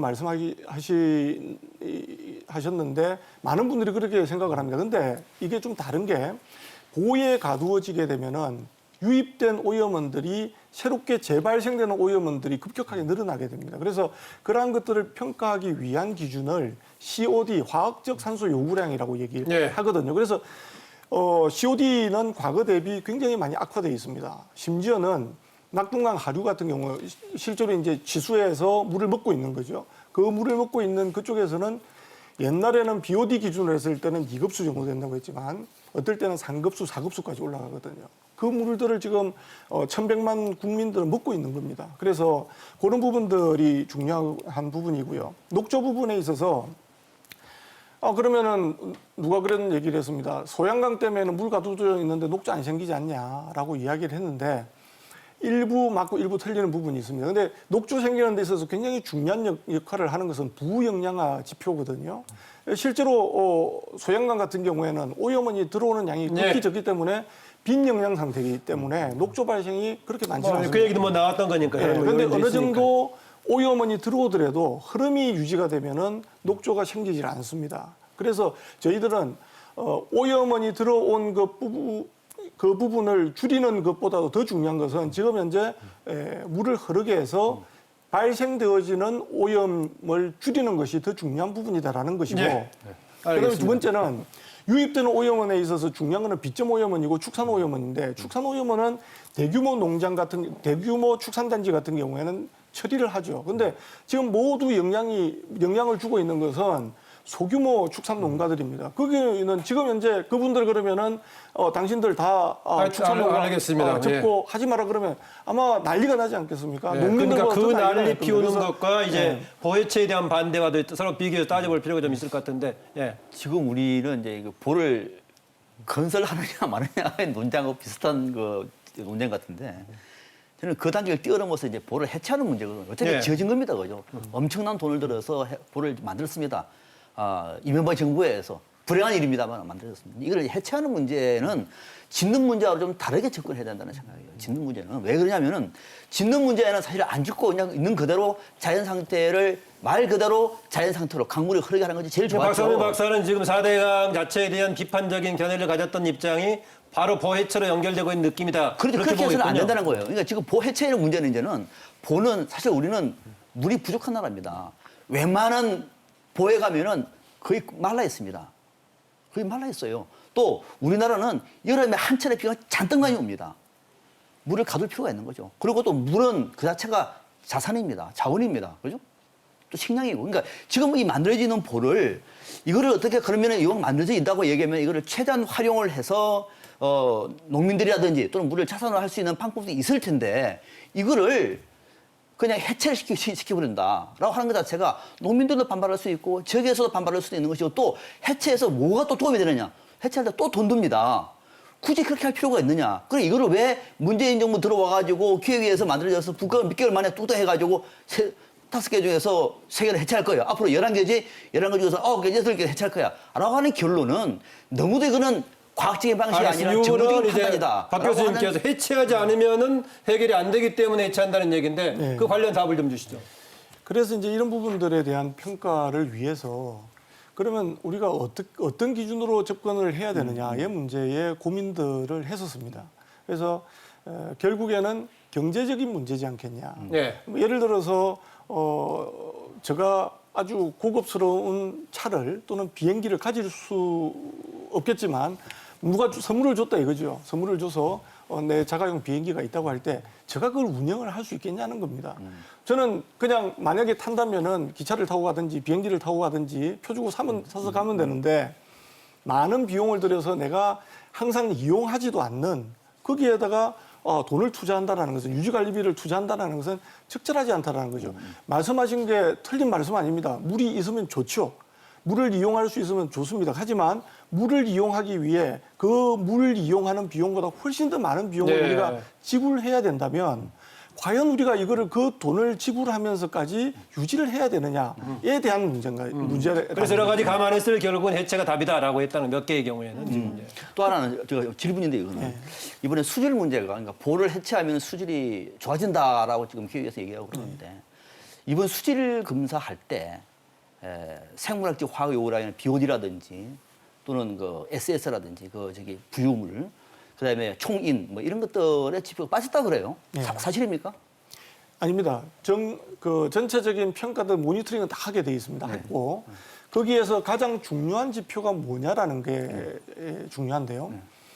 그러면 이제 거기서 SS는 그렇게 적절하지가 않습니다. 왜냐하면 이거는 강우량이나 이런 것들에 영향을 너무 많이 받기 때문에 그러면 BOD로 갈 거냐 COD로 갈 거냐의 문제거든요. 근데 BOD는 지금 현재 이 시스템 자체에서 BOD 자체는 이 생물학적 산소 요구량이고 이 용존 산소량이 어떠냐에 따라서 상당히 많은 변동이 있기 때문에 안정적인 부분은 화학적 산소 요구량이 안정적이다라고 평가를 하고 있습니다. 그래서 지금 환경부에서도 오염 총량제 기준을 BOD에서 TOC로 바꾸려고 하는데 TOC 개념이 COD 개념이거든요.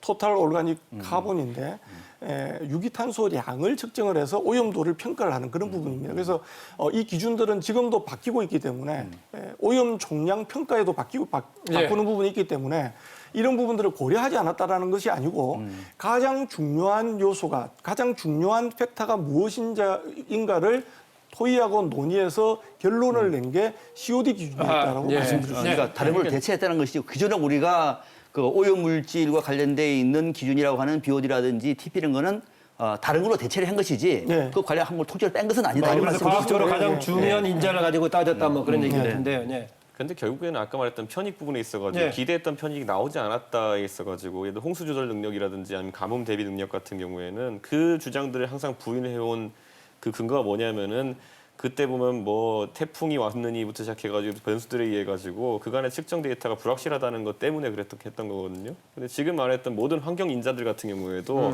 아까 박 박사님이 지적한 것처럼 그때마다 변수가 다 다른 겁니다. 우리가 잘 알지만은 작년과 재작년 같은 경우에는 기록적인 폭염이었고 뭐 여러 가지 상황이 겹쳐 있는 상황 속에서 지금 보호 운영하면서 측정 시작한 기 몇 년간의 자료들 갖다 판단 내린다 그랬을 때 국민들이 거기에 대해 가지고 뭐 보호 해체에 반대하거나 아니면 4대강 사업에 호의적인 사람들 같은 경우에는 숙성 기간이 부족한데라고 판단할 수 있는 겁니다. 전 그렇기 때문에 이명박 대통령이 보를 만드는데 딱 진짜 5년도 안 걸린 것 자체도 문제지만은 그 해체를 결정하고 해체를 하는데 이르는 기간이 5년도 안 되는 것도 마찬가지로 짧은 자료를 바탕으로 판단하는 거라고 국민들이 인식할 수밖에 없다. 왜냐하면은 이명박 대통령 시절 또는 박근혜 대통령 시절 같은 경우에 물론 박근혜 정부 시절에는 다소 비판적인 시각으로 4대강을 바라봤지만은 그 전부터 우리가 잘 알 겁니다. 데이터라는 건 수집할 때부터 어느 정도 의도가 개입될 수 있는 거라고 저는 보거든요. 그렇기 때문에 그 부분에서 숙성 과정 거치는 것이 어떨까라는 생각을 하게 되는 거죠. 네, 데이터 관리 조금 이따 하시고 신진 위원장 얘기하시고요. 그런데 데이터를 보고 숫자를 보고 뭐 국민들께 판단을 해달라. 저는 이것 이전에 그냥 사진 한 장이면 모두 다 끝나는 문제 아닌가 싶어요. 아하. 지금 대한민국의 4대강 사업 이전에 우리의 강에 그만한 형태의 녹조를 발견한 적이 있습니까? 없습니다. 지금 강바닥이 다 썩고 있고 그 안에 이렇게 손을 넣어서 만져보면 그냥 썩은 그 자체, 그러니까 하수구라고 불릴 수 있을 만한 정도의 흙들이 나오고 있거든요. 그리고 거기에서 나오는 뭐 지렁이 뭐 이런 그 생물체들은 4급수에 사는 그 생물들이에요. 그러니까 물들이 썩었다라고 하는 걸 우리가 두 눈으로 보고 있습니다. 목격하고 있어요. 근데 이게 뭐 이유가 뭘까요? 문제가 뭘까요? 수치가 진짜 그렇게 나오나요? 가뭄 때문에, 홍수 때문에 다른 사회 그때마다 다른 데이터가 나온 것 아닙니까? 라고 하는 것은 오히려 저는 정치적 눈속임이 될 수 있다고 생각하고요. 네. 두 눈으로 우리가 녹조를 발견하고 있으면 이거는 무엇보다도 4대강 때문이다라는 것을 인지하고 이걸 어떻게 바꿀 수 있을까를 논의해 나갔으면 좋겠습니다. 네. 90년대에도 댐이 아닌 지역에서 녹조 사진 같은 경우 지금 네이버 뉴스 아카이브만 검색해야 다 나와요. 그것은 아까 말했듯이 뭐 늪지대라든지 물이 정체될 수 있는 구간들에서는 당연히 그런 게 발생하겠죠. 근데 거기에서 지금... 당연히 저도 인과관계로서 물이 정체돼 있는 구간이 늘어나면은 정체돼 있는 곳에 나타나는 현상들이 더 많이 나오는 건 인지상정이죠. 그런데 우리가 4대강 사업하면서 그걸 부정하진 않았을 겁니다. 사람들이. 물이 정체돼 있는 구간이 늘어나면은 그 구간에 발생하는 문제들이 더 많이 발생할 거다는 초기부터 부정한 사람 없을 거예요. 다만 아까부터 계속 나왔던 비용 대 편익의 문제로 보는 거였죠. 다 보면은 결국엔 어느 순간에 물 부족이 발생하거나 했을 때 그것도 하나의 큰 비용으로 다가올 수 있기 때문에 그렇게 했던 것인데 거기다 대고 아니 완전 무결한 깨끗한 물을 만들어낸다 그러면 제가 말하는 게 오히려 옳죠. 아니, 모든 그렇지. 오염물질 차단하는 방식 가가지고 낙동강, 영산강, 금강 주변에 북한강에 하는 것처럼 페인트도 특성 페인트만 쓰게 하고 안에 축사 못 짓게 하고 음식점도 카페 같은 것만 짓게 하고 이렇게 하면 돼요. 그러면 그렇게 하는 게 네. 불가능하니까 그 전에 강의 상태로 돌려놓으면 지금 같은 형태의 대규모 녹조는 발생하지 않을 거라고 그러니까 하는 그러면 말씀을 보이는 데는 드리는 아닌데 또 늪지대 가면 또 비슷하게 생기겠죠. 네. 그거는. 아니, 이 두 부분에 대해서 늪지대에 박 교수님께 좀 답을 주셔야 할 것 같아요. 나는 지금 얘기했던데 당연히 저는- 고이는 데가 많아지면은 녹조 현상 당연히 많아지는 거 아니냐 뭐 이런 얘기가 더불어서 4대강 사업할 때의 여러 가지 주장이라든가 데이터들도 상대적일 수밖에 없는 건데 밀어붙였는데 지금의 평가 기획 등에서도 상대적인 걸 가지고 너무 또 이렇게 절대적으로 주장하는 거 아니냐 이거 어떻습니까? 아까 지적하신 문제 중에 중요한 것은 데이터가 환경 데이터라는 것은 주변의 조건의 영향을 많이 받습니다. 네. 비가 얼마나 왔냐, 온도가 얼마만큼 높으냐, 그다음에 광량은 얼마만큼 주어졌냐 이런 것들이 굉장히 중요하고 어떻게 보면 고정인자로 볼 수 있는 것은 오염원의 유입량이거든요. 유입량은 동일하더라도 기상의 변동이라는 것은 충분히 영향을 줄 수 있다라고 저는 생각을 합니다. 그래서 하나의 자료만 1년 자료만 가지고 비교하기는 매우 어렵다. 그래서 4대강 사업 이후에 11년도에 완공이 되기 때문에 적어도 9년, 8년에서 9년 정도의 데이터들은 환경부에서 가지고 있는 자료들이 있습니다. 그 자료가 틀렸다. 그러면 저도 거기에 대한 의도를 가지고 조작을 했다. 그러면 저도 할 말은 없습니다만은 적어도 우리나라의 정부를 그 정도까지 믿지 못할 정도는 우리가 대해서 되겠냐는 생각은 가지고 있습니다. 그래서 과거부터 네, 이명박 우리가 정부 때 어떻게 보세요? 정부 믿었습니까? 어땠습니까? 그럼에도 불구하고 저는 환경 데이터 예를 들어서 그때 어떤 데이터는 지점에 맞았다. 데이터는 저는 맞다고 봅니다. 그러니까 네. 제가 그 아까 데이터에 네. 관한 부분은 아까 저희가 말했잖아요. 새로운 기준이 어디로 설정되었냐에 따라 가지고 안정화 기간이 있는 겁니다. 그러니까 예를 들어 우리가 교통량 같은 걸 측정한다 해도 저희 집 앞에 고속도로 하나 뚫린다고 했을 때 사람들이 새 길을 알게 되고 해가지고 어느 정도 그게 균형화돼서 그다음부터 교통에 대한 평가를 할 수 있는 것이지 지금 아까 말했듯이 그 물길이라는 것도 그리고 또 아까 말한 세굴 현상 같은 것도 있고 지천에서 또 이렇게 퇴적되는 현상도 있고 이 균형이 새로운 균형이 마련되는데 시간이 걸릴 것인데 그것까지 감안했을 때 지금 데이터라는 것이 성급하지 않느냐라고 지금 이야기하고 있는 거죠. 그래서 이제 그 두 가지 문제인데 첫 번째는 기상적 변동에 따르는 데이터의 일관성을 우리가 어느 정도 확보할 수 있느냐의 문제입니다. 그래서 저희들은 상당 기관들의 데이터들의 평균값들을 이용한 것도 그런 논의 결과였다라고 말씀을 드릴 수가 있고요. 네. 그다음에 또 우리가 평가할 때 그러면 나중에 미래에 어떻게 될 것인가에 대한 부분이 굉장히 중요한 문제 중에 하나입니다. 그래서 그 중에 하나가 이제 프락시 인덱스를 사용하는 거죠. 대체 인덱스를 쓰는 거죠, 자료를. 그러면 그 대체 자료를 뭘로 쓸 거냐의 문제가 있습니다. 그래서 그러한 부분들의 논의들에 의해 가지고 대체를 쓸 수 있는 건 대체 자료를 써서 비교도 해보고 지금까지 현재 있는 자료들은 현재 자료도 써보고 네. 두 가지는 해봤다는 거죠. 앞으로 다른 쪽에서 계속해서 요구되어지는 게 뭐냐면은 그러면 모델링도 해봐라는 거거든요. 그래서 모델링은 기상 이변이라든지 기상에 따른 여러 가지 변수를 고정 상수로 바꿀 수가 있습니다. 조건을 우리가 부여해버리면 네. 되기 때문에. 그러니까 저는 그 그런 교수님 의견 부분들이, 동의하고 예. 그 모델링을 긴 시간을 두고 하면 된다 이렇게 보는 것이고 아니요, 왜냐하면 그 저는 모델링은 예. 긴 시간이 필요 없는 거죠. 컴퓨터가 돌아가는 거기 때문에. 예. 그래서 그 자료들까지 우리들이 쓸 수 있는 평가 자료들은 활용하자라는 것이고, 그다음에 아까 제가 말씀드렸던 미래에 그러면은 10년 뒤에, 20년 뒤에, 30년 뒤에 자료를 보고 하자라고 하시는 분들도 계십니다. 그러면 네. 보호에 보통 우리가 이런 보호를 만들었을 때의 존치 기간 라이프 타임을 얼마로 보냐면은 50년을 보거든요. 그러면 50년 지나고 나면 뜯어야 되는 거죠. 그때까지 기다려야 되느냐? 네. 그렇지 않다라는 거죠. 네. 그 부분도 그래서 뭐 그런 얘기할 수 부분에 있겠지만 거기까지 제가 하시고 농담 네, 삼아서 한 가지만 잠깐 더 제가 짚은 게 신재 이제 하시고 그다음에 네, 새로운 기준 이야기를 해주셔서 좀 말씀드리고 싶은데요.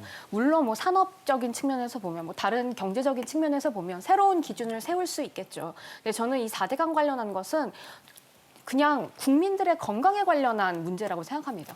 그래서 우리의 국민들의 건강, 물이 오염도 수치가 올라가서 오염된 물을 계속 마시면 우리의 새로운 기준으로는 그 물을 계속 마셔도 돼. 새로운 기준을 세운다 그래서 그 물을 마시고 건강할 수 있는 사람이 있습니까? 아닙니다. 우리 인류의 조건은 건강에 관련한 조건, 환경에 관련한 조건은 절대적인 조건들이 존재해요. 인간은 깨끗한 물을 마셔야 해요. 네, 그건 환경은 맞는데 이제 보존되어야 해요. 4대강 관련해서 하는 네, 얘기입니다. 그렇기 때문에 새로운 기준으로 운운하시면서 이 뭐 물 자체가 썩는 것, 뭐 오염원 자체가 이렇게 관리가 안 되는 것, 녹조가 생기는 것이 마치 별 문제가 아닌 것처럼 호도하는 것은 국민들의 건강을 크게 그러니까 그렇게 제가 한 가지 지적하자면 선악구도로 몰면 안 되는 게 세상에는요 물이 더러워서 죽는 사람보다 물이 없어서 죽는 사람이 더 많아요. 그러니까 물 부족이라는 가치는 깨끗한 전혀 물이 없어서 죽는 것이죠. 당연하죠. 깨끗한 물을 많이 확보하는 게 우리 과제고 그쵸. 전 세계적으로 물이 없어서 죽는 사람이 더 많지 지금 물이 더러워서 죽는 사람이 그렇게 많지는 않아요. 그러니까 같이 연결된 문제라는 아까 제가 오히려 말한 그게 거잖아요. 그러니까 하나의 가치를 내세우면서 4대강이라는 사업 근데 같은 경우에는 아까 제가 말했듯이 거기에 대해서는 저도 예. 말씀드리고 싶은 잠깐 게 박세현 박사 얘기하시고. 지금 이야기하시는 그 진행자의 부분들은 말을 잘 따르는 것도 한쪽을 매릅니다. 네, 하시고.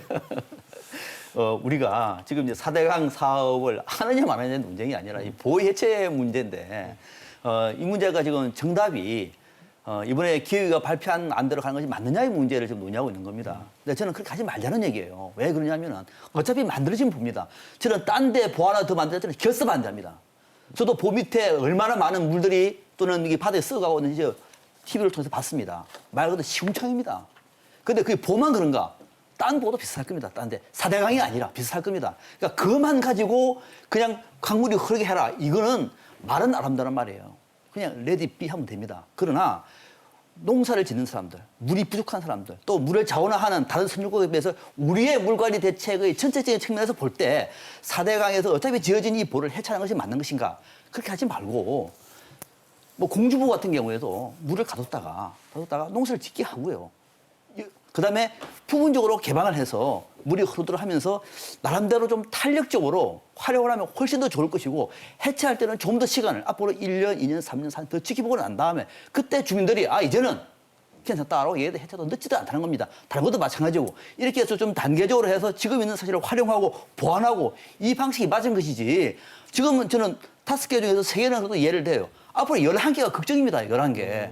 이 보호 11개 중에서 9개 해체라고 그러면 온 나라 보호 해체되는 또 그걸 놓고 정치권에서 여야가 싸우고 국민들 싸우고 이 방식은 왜 기획위가 이런 방향으로 가는 것인가에 대해서 걱정을 하는 것이지 네. 보호 해체에 대한 어떤 데이터를 못 믿는다든지 이 정보를 못 믿는다 그런 얘기는 분명히 아닙니다. 네. 제가 저기 한 가지 질문을 시작해본 거는 그 보호를 해체한다고 했을 때 이명박 대통령이 지은 보만 문제되는 건 아니죠. 그렇죠. 어떤 보든지 문제되는 것이고 맞습니다. 그럼 그에 대해서 전반적으로 국가적으로 다 저수지나 이런 것들을 트겠다고 나설 것인지 저는 그게 아니라면은 정치적인 의도가 조금이라도 의심받을 수밖에 없다는 생각을 하는 것이고요. 그리고 한 가지 전문가에게 여쭤보고 싶은 거는 보를 비록 해체한다 하더라도 제가 90년대 사진들을 본다 하더라도 누군가 마음먹음 가가지고 아까 말했던 물이 정체되어 있는 구역에 가가지고 이거 할 수 있는 거 아니고 페트병 떠가지고 보십시오. 그 흔히들 보는 사진. 녹조 위험성 알리는 사진. 이거 찍을 수 있는 거 맞지 않습니까? 네. 네. 그러니까 그 부분에 제가 말했듯이 대해서는 녹조를 없앨 수 그 있는 부분에 것이야 해서. 대해서는 예. 잠깐 여기다 혹시, 질문도 있어. 박세현 박사가 얘기했던 것 중에 하나가 이제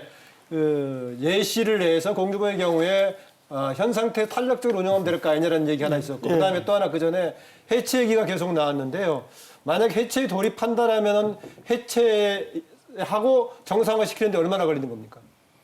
해체 그거는 아직은 모르는 부분인데. 그러니까 예컨대 해체하는 작업이 무슨 뭐 1, 2년 걸릴 수도 있고 수년 걸릴 수도 있고 아니면 한두 달 뚝딱 할 수 있는 것인데 이게 어느 정도 걸리는 겁니까? 저는 뭐 한두 달 만에 할 수는 없다고 보고요. 네. 수년 이상이 걸릴 거라고 수년 저는 걸릴 생각합니다. 예, 많이 걸릴 겁니다. 많이 걸릴 건데 아까 그 말씀하신 부분들 중에 그냥 물 가둬놓고 쓰자라고 말씀하시는 건데 그거는 아까 제가 말씀드렸던 것처럼 우리가 과도한 비용을 들여가면서 그렇게 물을 껴안고 살 필요는 없는 것이다라는 걸 말씀드리고 싶고요. 농업용수 사용에 문제가 없게끔 하겠다는 거거든요. 농업용수는 크게 두 가지입니다. 하나는 지표수를 사용하는 부분하고 네. 하나는 지하수를 사용하는 부분입니다. 그래서 지표수를 사용하는 부분에 있어서는 본류에서 양수하는 시설들을 보완을 해서 그 부분에 문제가 없게끔 하겠다라는 거거든요.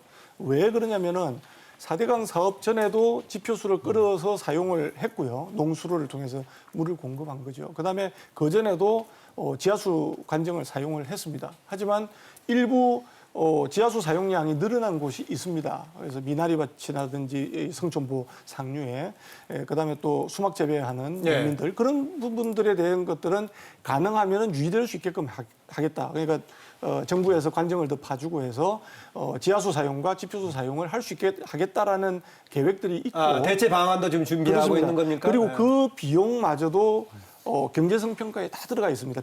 비용으로. 그렇기 때문에 이런 부분들은 농업용수 활용이 불가능하기 때문에 보호 해체가 안 된다라는 것은 제가 볼 때는 전반적인 큰 그림을 놓고 볼 때는 이거는 충분히 극복할 수 있는 문제고 해결 방안을 가지고 있는 것이다 말씀드리겠습니다. 예, 그렇다면 제가 질문 바로 드릴게요. 지금 공주 주변 같은 경우에 농민들 반대하고 하는 것인데 지금 박 교수님 설명에 따르면은 현재 수막 재배 방식할 정도로 충분하게 그래 유지는 안 되겠지만은 대체 방안이 제시되고 있고 계획에 있다. 그렇습니다. 그럼에도 예. 불구하고 강력하게 반대하는 겁니까? 예, 그렇습니다. 그러니까 지금 정부에서 낙동강 변이라든지 공주보 주변이라든지 이런 쪽에 농민들하고 논의를 해서 필요한 부분들은 우물을 파주겠다라는 거거든요. 그런데 아까 거기에서 초두에 어느 분이 말씀했는지 모르겠는데 본류 주변으로 해서 500m만 집어넣었다 고려를 했다라고 하는데 실제로 이 500m라는 게 짧은 거리가 아닙니다. 보통 지하수는 산을 중심으로 해가지고 지하수계가 나눠지게 돼 있습니다. 그래서 그러한 부분들을 우리가 고려한 거는 충분히 학술적인 고려를 한 부분이다라고 네네. 말씀드릴 수 있고요. 예. 그래서 강에 하천수위가 떨어졌다고 해가지고 지하수위가 나오지 않게끔 된다든지 이런 부분들은 극복할 수 있는 알겠습니다. 대안들을 가지고 예. 농민들을 설득하려고 하고 있다고 예. 말씀드립니다. 뭐 대안을 가지고 지금 드리면서. 추가 설득하려고 하고 있다. 설득을 해야 된다고 보고요. 예. 그러니까 우리가 농민들 뭐 얼마 되지 않는 사람들의 생활 편익을 위해서 보호 해체 문제를 논의하는 건 아닙니다. 그러니까 그분들의 현장의 목소리가 반영되지 않으면은 그 정책을 믿을 수 없다는 것을 말씀드리는 건데 우리가 이 지금 앞서 농민들의 이제 이 방식이 뭐 수막 재배라든지 어떤 방식으로 얘기를 한다고 하더라도 앞서 강의 양면에 500m 제가 말씀드린 건데 500m 정도라고 했는데 이거는 제가 알아보니까요. 토질에 따라서 어떤 거는 5kg, 10kg도 합니다. 토질에 따라서. 그러니까 이거는 그러니까 우리가 전문가들은 항상 통계자료를 좋아해요. 그래서 저도 이 나라도 통계자료를 좀 가지고 와서 합니다만은 통계자료를 좋아하는데요. 또 우리 전문가들은 통계자료를 안 믿습니다. 어떻게 접근하냐에 따라서 전혀 달라요. 그래서 국민 여러분들 너무 통계자료를 믿으면 안 됩니다. 그래서 아무튼 지금 오늘 이 얘기는 너무 또 불신 꺼내는 거 아닙니까? 다른 이 토질이라든지 지역적인 조건에 따라서 전혀 다를 수 있는 거를 일관된 잣대로 얘기를 할 경우에는 다른한테 피해를 볼 수 있는 측면 하나 하고 네. 또 하나는 앞서 말씀하신 것처럼 농민들이 아니라 전체적으로 우리가 물 관리를 해나갈 때 한 여러 배 물이 고인다고 얘기하면은 이 물이 없으면은 농사의 문제가 아니라 전체적으로 우리 우리 하천은 대부분 건천입니다. 예. 저 시골에도 강이 흐릅니다만 대부분 말라 있습니다. 그런데 물이 없는데 어디다가 양수기를 들어가고 물을 뽑는다는 게 이해할 수 없어요. 물이 없는데 어디다 물을 뽑아요? 대안 거기에 강구했다라고 대해서 얘기하시는 아니, 어떤 대안이죠? 물이 없는데? 설명을 드릴 수 있는 거는 뭐냐면요. 첫 번째는 5kg라고 말씀하시는데 그거는 조금 좀 과하신 것 과한 같아요. 겁니까? 네. 그럼 뭐 4kg 정도로 줄이시죠. 500m는 기획위원회 내에 지하수 전문가들, 우리나라에 있는 그래도 내놓으라는 지하수 전문가들이 들어와서 토론을 한 결과입니다. 네, 좋습니다. 그래서 어떤 지역은 100m, 어떤 지역은 200m, 어떤 지역은 300m 감안해서 한 거다. 영향이 예. 있는 지역이 있는데 최대치로 500만 500m를 만들었다는 그걸 거죠. 모두 다 계산을 해가지고 그려넣기에는 비용이 너무 많이 드는 거죠. 그래서 어느 정도 안정적으로 영향을 받는 범위를 결정하자 해서 상당히 안정적으로 잡은 것이 500m. 네. 그리고 알겠습니다. 이제 지하수는 우리가 보통 대수청 지하수와 이 안반 지하수로 나누는데 우리나라는 대수청이 그렇게 많이 발달하지 않았기 때문에 기본적으로 낙동강의 하만이나 장령 그런 데 빼고 나면은 대부분이 한 200m 거기까지 정도 하시고. 안쪽에 있다 생각하시면 예, 됩니다. 알겠습니다. 그다음에 두 번째는 농업용수의 안정적 부분인데 아까 제가 말씀드렸는데 우리나라의 용수 공급은 댐 중심으로 돼 있습니다. 농업용 저수지도 적어도 몇백만 톤 이상 되는 대규모 농업용 저수지와 그리고 몇 천만 톤에서 몇 억 톤 이상이 되는 대규모 다목적 댐에 의해서 네, 줄여주시고요. 관리가 되고 있기 때문에 좋은 얘기신데 줄여주시고요. 가뭄될 때는 거기에서 물을 공급을 해주게 돼 있습니다. 거기까지 그래서 하시고. 그 부분은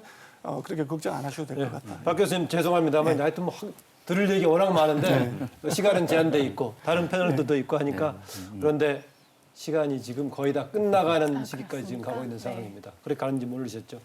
또 정치자분들, 시청자분들 SNS를 통해서 계속 글을 쓰고 있는데 많이 글을 달았는데 소개는 아까 두세 개만 하면 안 된다라니까 몇 개 좀 더 추가로 소개해드리겠습니다.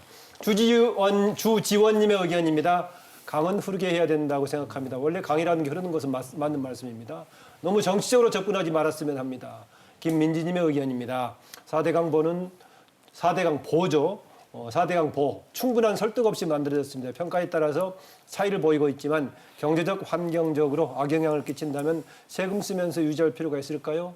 대체로 지금 4대강에 대해서는 우리 패널 모두가 지금 비판적인데 그 대안에 대해서는 다양한 생각을 해보자 이런 제안도 나왔는데 보 자체에 대해서도 비판적인 견해를 가진 또 해체 쪽으로 가는 쪽에 견해를 가진 분들이 글은 좀 많이 주신 것 같습니다. 짧게 조금 뭐 더 계속 부탁을 드리긴 했었는데 벌써 시간이 돼버려서요. 이거 두 가지를 같이 주문하고 싶습니다. 어차피 지금 불가피하게 정치적인 쟁점이 될 수밖에 없는 그런 측면이 있습니다. 측면이 있고 지금 6월달에 이제 국가물관위원회에서 이제 여러 가지 과정을 거쳐서 결정할 것인데. 그 결정하는 과정까지 주목했으면 하는 점 두 가지죠. 정치적인 쟁점이 될 수밖에 없는데 과잉 정치적인 쟁점화 되기보다는 정치적인 토론 과정이 바람직한 방향으로 어떻게 하면 수련될 것인가 그런 주문을 비롯해서 좀 들어보고자 합니다. 신지혜 위원장부터요. 저는 어쨌든 4대강 사업이 잘못된 사업이다. 그리고 이것에 대한 해결책이 필요하다라고 하는 것은 아마 모든 분들이 공감하시는 바가 아닐까 싶습니다. 그런데 이제 정치권에서 이것들을 잘못되게 호도하여서 농민분들의 입을 밀어 이것을 막고자 하고자 하는 이제 정치적 의도가 계속 드러나고 있는데요. 전 그것보다 각 지역에 예를 들어 공주보 같은 경우만 하더라도 그 지역구 의원이 해야 하는 일은 농민분들이 피해를 입는지 얼마만큼 입었는지를 확인하고 모니터링하여 이분들이 정부로부터 다시 지원받을 수 있는, 그다음에 이것을 보상받을 수 있는 대책을 마련하는 것이 정치권에서 해야 할 역할이 아닐까 싶고요. 그런 방식의 지원 체계들을 만들어 나가는데 국회가 일조했으면 좋겠습니다. 네, 이준석 최고위원. 원래 정책적 판단을 할 때는요, 이렇게 의견이 호각으로 갈리는 것들에 대해 가지고는 어떤 정치 세력이든지 책임지고 하는 겁니다. 그러니까 이명박 정부는 책임지고 본인들이 4대강의 건설에 비용을 투입했다가 그 효과가 기대에 미치지 못한다는 이야기 때문에 비판받아서 이제 보수 정권을 내준 부분도 있는 겁니다. 그렇다면 보해체에 관한 부분도 좀 마찬가지라 보는 게 지금 아까 말했듯이 국민들이 여러 가지 전반적인 보호에 대한 사안들을 고려하는 것도 있겠지만은 4대강에 있어서 가장 부정적인 여론이 많았던 건 환경 문제입니다. 녹조 라떼라는 단어에 꽂혀가지고 지금 그것을 어떻게 없앨 것이냐에 대해서 많은 국민들이 기대하고 있는데 만약에 보해체 성급하게 진행해가지고 했는데도 아까 제가 얘기했던 것처럼 어느 곳에 가가지고 페트병으로 들고 이렇게 찍으면서 강이 오염됐습니다. 이렇게 할 수 있는 또다시 그런 이야기를 반대 진영을 할 수 있게 된다면은 그건 국민적으로 대단한 혼란일 겁니다. 그거는 저거 부수면은 깨끗해진다고 누가 분명히 얘기했었는데 이렇게 되면서 또다시 칼이 돌아갈 거기 때문에 저는 최대한 면밀하게 따져보고 움직였으면 좋겠다. 네. 왜냐 정책 하나하나는 책임져야 되기 때문에 이렇게 생각합니다. 박재현 교수님. 녹조 라떼 중요한 워딩이었던 것 같습니다. 굉장히 MB 정부에는 치명적인 단어였던 것 같습니다. 사실은 녹조만으로 중요한 문제는 아닙니다. 그것보다 더 중요한 것은 수생태의 문제도 있지만 더 중요한 것이 이 국민들의 상수원으로 그게 쓰이고 있다는 얘기거든요. 제가 아까도 말씀하셨던 것 같이 고여있는 물에서 녹조가 안 생긴다는 거 아닙니다. 조그마한 웅덩이도 생기죠. 하지만 지금 현재의 낙동강은 상수원이라는 겁니다.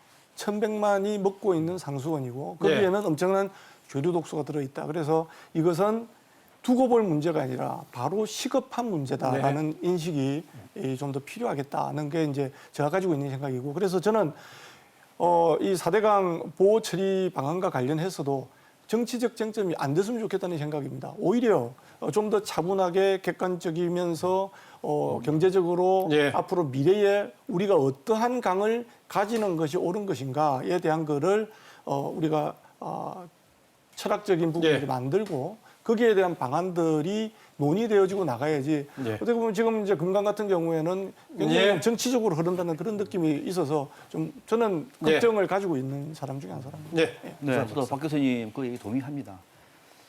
우리가 지금 뭐 당부하고 싶은 얘기는 올 뭐 연말 정도 되면 아마 이제 낙동강 한강 11개에 대해서 좀 걱정입니다. 어떻게 나올지 모르겠습니다만 이걸 가지고 온 나라가 정치권이 보호 해체 문제를 놓고 찬성 반대 싸움 가버리면 이는 세계적인 웃음거리입니다. 그래서 기획위가 또 물관리위가 정부가 적어도 이 문제만큼은 탄력적으로 유연하게 접근하시라. 그리고 철저하게 과학적인 설명을 하시라. 그리고 좀 더 여유 있는 방식으로 이 문제를 좀 길게 보는 것이 정답이지 이걸 그대로 밀어붙일 경우에는 올 연말 내년 선거 때 이제는 보호 폐쇄하는 문제 가지고 진보 뭉쳐 보수 뭉쳐 여야 싸움을 가버리면은 아무도 책임 못 집니다. 예. 이런 일 없기를 좀 당부드리겠습니다. 네, 오늘 뭐 4대강 보처리 관련해서 얘기를 나눴었는데요. 4대강의 문제점에 대해서는 우리 네 분의 패널뿐만이 아니라 국민들 공히 인식하고 있는데 이것의 처리 방식에 대해서는 방향에 대해서는 조금 더 이견이 있는 것 같습니다. 가급적이면은 불가피하게 그 정치적인 쟁점으로 갈 수밖에 없는데 이것이 소모적인 쟁점보다는 뭔가 의견을 모으는 쪽으로 같이 갔으면 합니다. 오늘 네 분 수고하셨습니다. 네, 감사합니다. 네, 이준석 바른미래당 최고위원, 박상병 교수, 녹색당의 신지혜 공동위원장, 인제대 박지원 교수 함께했고요.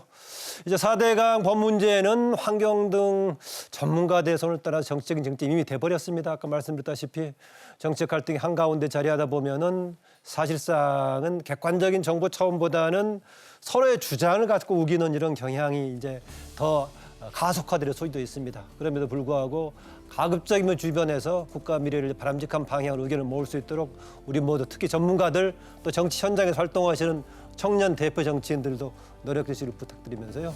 오늘 방송 여기서 마치겠습니다. 다음 시간에 뵙겠습니다. 안녕히 계십시오.